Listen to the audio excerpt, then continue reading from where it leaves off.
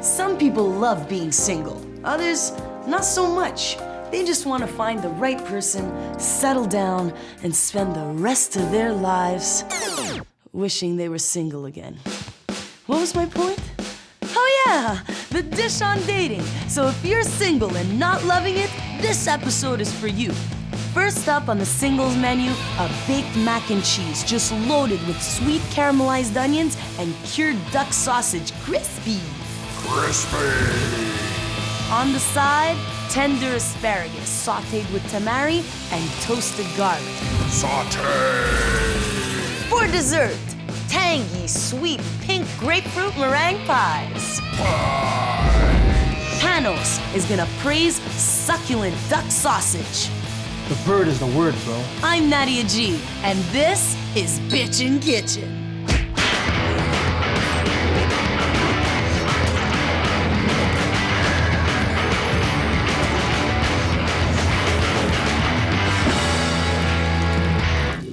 In this episode of Bitchin' Kitchen, I'm gonna give you the dish on dating. Because let's face it, being single starts getting old after a while. Or you've been single for a while and you're starting to get old. Either way, yamana. Much like making dinner, the first step to finding a mate is knowing what you want. But people are too funny. Ask them what they do and they'll be like, I'm a microbiologist specializing in gram-negative bacteria, specifically endotoxins. My hobbies include rustic Malaysian cuisine and collecting garden gnomes. Fine. But ask them what they're looking for in a mate, and they'll say, a sense of humor? Come on, people. What kind of sense of humor? Fart joke sense of humor? Witty sense of humor? Believing you'll actually meet someone by being that vague sense of humor? Lesson number 1, be specific. Let me give you an example. Today, we're making mac and cheese. But personally, I hunger for something a little more exotic than elbow macaroni doused in cheddar. So, I've honed in on particular ingredients that satisfy my palate. Rotini, brie, a gorgeous duck sausage. Same goes for finding a mate. You've got to figure out which ingredients will make them tasty to you. Otherwise, you'll never date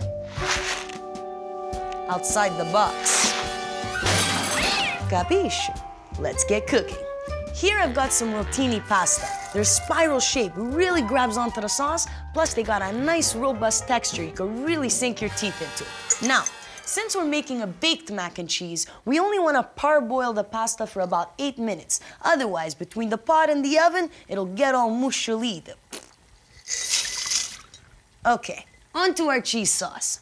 There are 4 pillars to making a bitchin' sauce, or any dish for that matter. You always want a rockin' blend of savory, sweet, tangy, and spicy.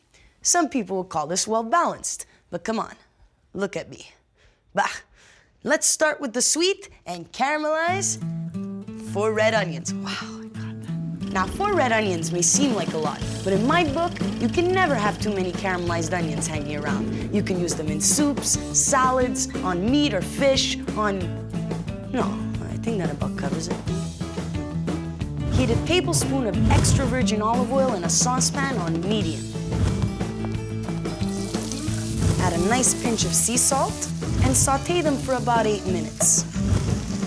Then, turn the heat down to medium-low and saute for another 30 to 40 minutes until the carbs break down into sugar and all you're left with are soft, sweet slivers of amber, oniony goodness.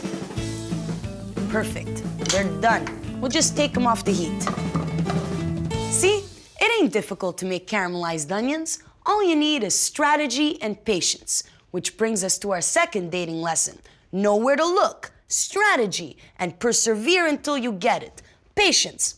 Let me put it this way. If you're on the prowl for a sweet red onion, you don't cruise the deli counter, nor do you get jaded because you didn't find that onion conveniently lodged between the salami and the provolone.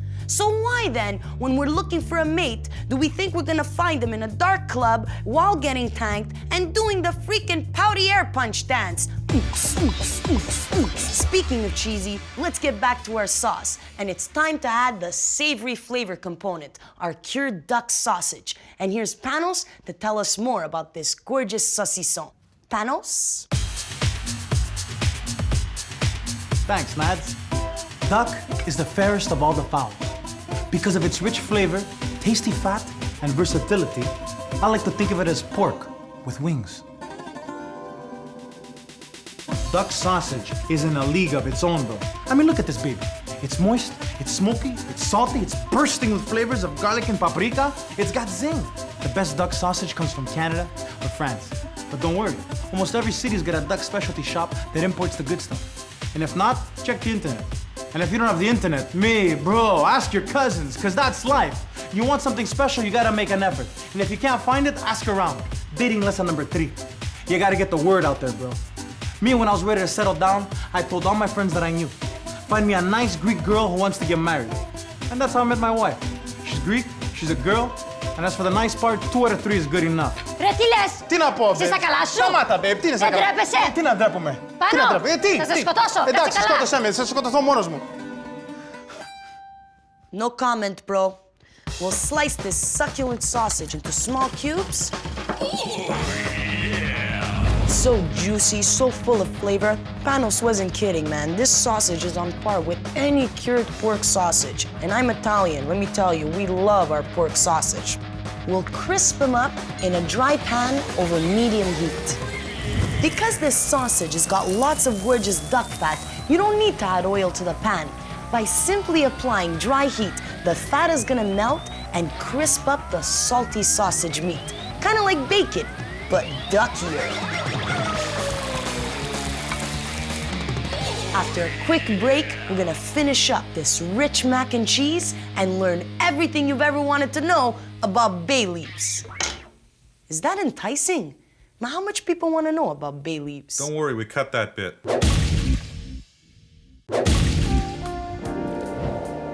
Welcome back to the Dish on Dating, the Bitchin' Kitchen episode dedicated to all the lonely hearts out there who are hungry for love.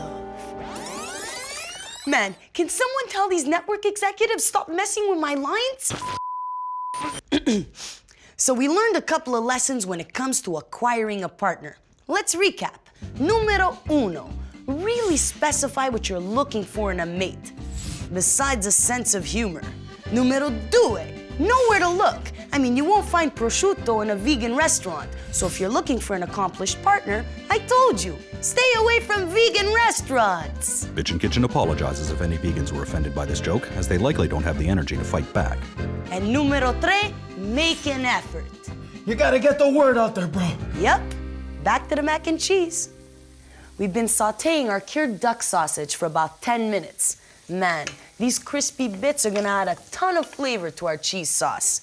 Now it's time to add 1 cup of whole milk and a cup of half and half.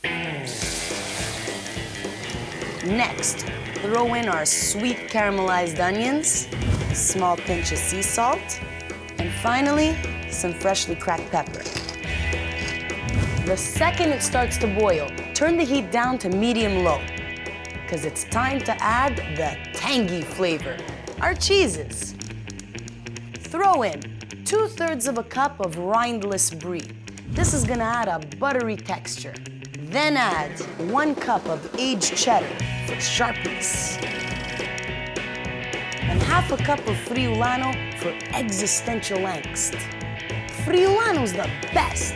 You could get a wheel like this for under 10 bucks. So if you want bang for your budget, 5 syllables for you, baby. Friulano. We'll add a bay leaf and stir until the cheese is melted. Let's finish this pasta, huh? Now we'll just mix it up so each one of these rotinis is just smothered in our creamy cheese sauce. And into an oven-safe dish it goes. Now I'm gonna top it off with some crispy panko crumbs. It's gonna give this mac and cheese a gorgeous texture. Then add about a tablespoon of melted butter. And we'll broil it in the oven until the panko gets nice and golden brown and we got some crispy edges going on.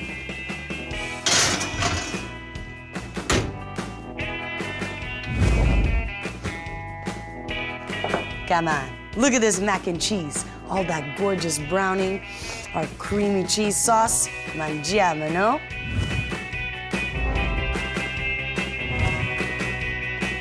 tangy cheddar, that salty, crisp sausage, nutty friulano. This mac and cheese is the best. But there is one ingredient missing, someone to share it with. So stick around for more dating advice and bitchin' grub, you nerds. Welcome back to the Dish on Dating. Honestly, I don't envy all you single folks. Every night I count my lucky stars that I met my one true love years ago. Me. Let's get cracking on our side dish. Spicy asparagus sautéed with tamari and toasted garlic. With a decadent main dish like mac and cheese, it's always nice to scoff some greens. It cleanses the palate. So, let's do it. First thing, we'll chop the woody ends off the asparagus. Then, heat a tablespoon or two of extra virgin olive oil on medium. Now add a pinch of hot chili flakes and a minced clove of garlic. Let's add the asparagus. Pour on about a tablespoon of low-sodium tamari sauce. I love low-sodium tamari sauce because it's got about half the sodium that salt does, plus a whole lot of flavor. It's win-win in a bottle of gin, huh? We'll add some freshly cracked pepper and shuffle them around for about 10 minutes, just until they're nice and tender. Let's plate this dish. Look at this gorgeous caramelization. This brings asparagus to a whole other level. It's tender, yet crisp. It's still got some backbone. You get the amazing flavor of toasted garlic, tamari. So simple, yet so delicious. But not everything can be this easy, which brings us to dating lesson number 4.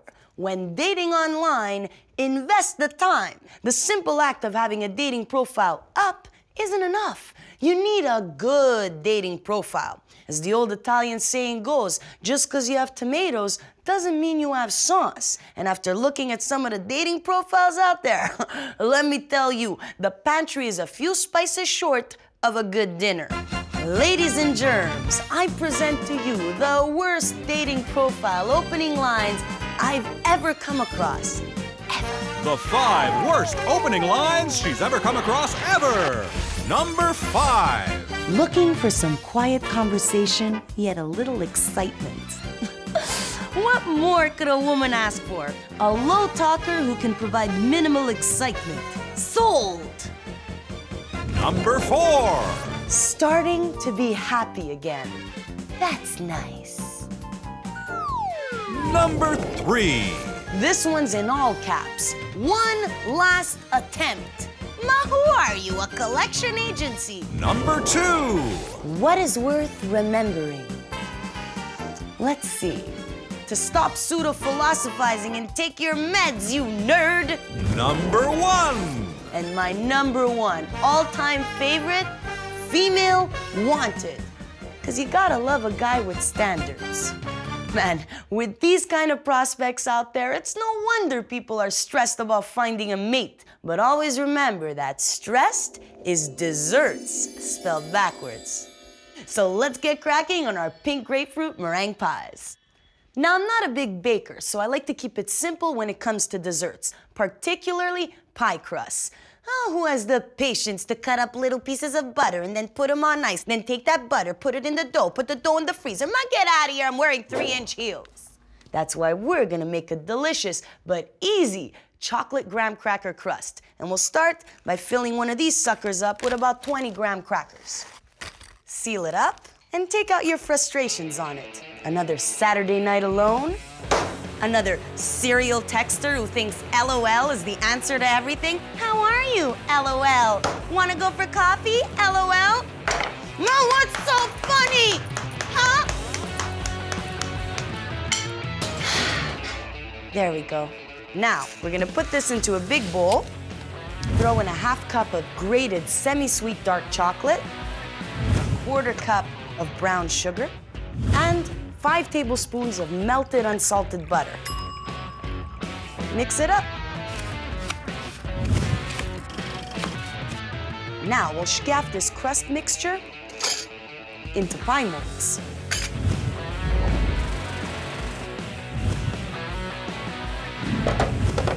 And we'll pop these into a 350-degree oven for about 8 to 10 minutes. Onto our pie filling. You're gonna need 4 eggs at room temperature. Scaff the whites into one bowl and the yellows in the other.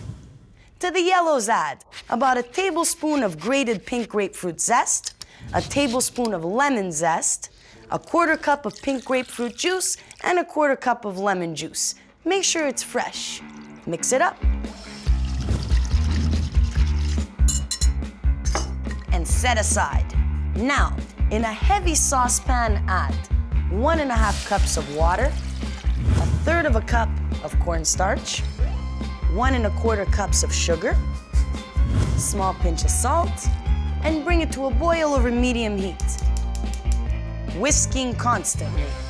You want to keep whisking for about 2 to 3 minutes until the mixture is nice and thick. There we go. Slowly add this mixture to our citrusy yolks. A little bit at a time. Get the last of this goodness out. Okay, now we'll put the lot back in the pot. Turn the heat down to medium-low. Add 2 tablespoons of unsalted butter and keep whisking for another 5 to 8 minutes. It's done. Cover it up and pop it in the fridge to chill. When we get back, we're gonna whip up some sky-high meringues, put these pies together, and surprise the spice agent with a dating profile makeover. Nadia, I can hear you. No, you can't. And we're back with the dish on dating, the Bitchin' Kitchen episode dedicated to the relationship challenged. But don't get me wrong, I'm not saying you need to be in a relationship to be happy. Tons of people love being single. When you're single, you call the shots. You set the pace. You die alone. On to our meringues. To our 4 egg whites, add 1/2 teaspoon of white vinegar. Egg whites need acid to fluff up into meringues. And why use cream of tartar when white vinegar does the exact same job? At least use vinegar more than once a decade, freaking cream of tartar. Then we're gonna add 3 tablespoons of sugar. And whip it up. Whip it good.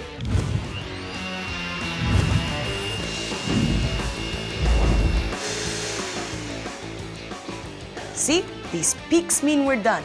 Now let's go get our pink grapefruit filling out of the fridge.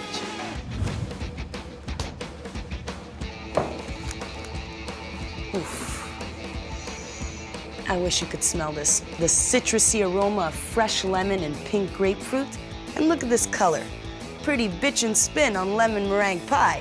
And the texture, like a nubile belly dancer. Let's put these pies together.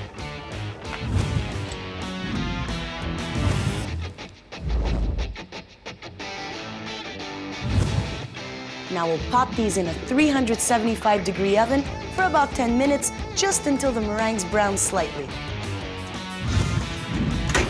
Now, earlier in this episode, we made fun of crappy dating profiles. But my mom always told me, if you have nothing constructive to say, then don't say anything at all. Well, it wasn't exactly in those words. It was more like, "Ma Nadia, how will you work at the DVD player?"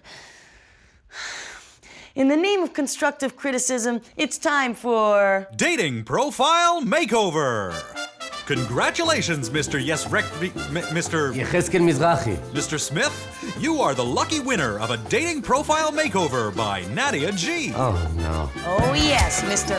Banana Romeo 72. First off, using any romantic term in your username just reeks of sleaze. But I am sleazy. You love long walks on the beach. It's true, but not for too long because I suffer from the wheezing. What beach? Where's this beach that everybody's obsessed with walking on? I mean, come on, יחזקאל מזרחי. try something clever like beaching about being taken on long walks. Because you suffer from the wheezing. You're right. There is no beach. Now we're getting somewhere. Unfortunately, that somewhere happens to be your bathroom mirror.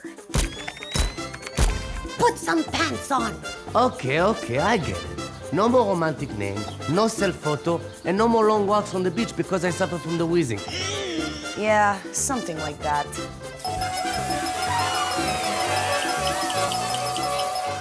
Speaking of bittersweet, let's get our pink grapefruit pies out of the oven, huh?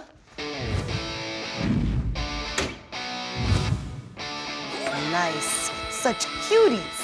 Now you want to let these babies cool on a wire rack and then pop them in the fridge for a few hours to chill. But I can't wait, so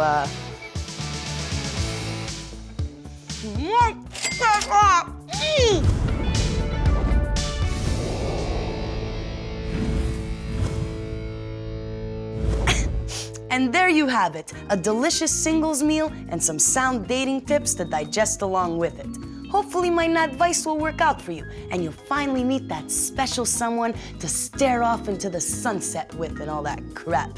And if not, who cares? Being single does have its advantages. You don't have to share one bite. Alla prossima!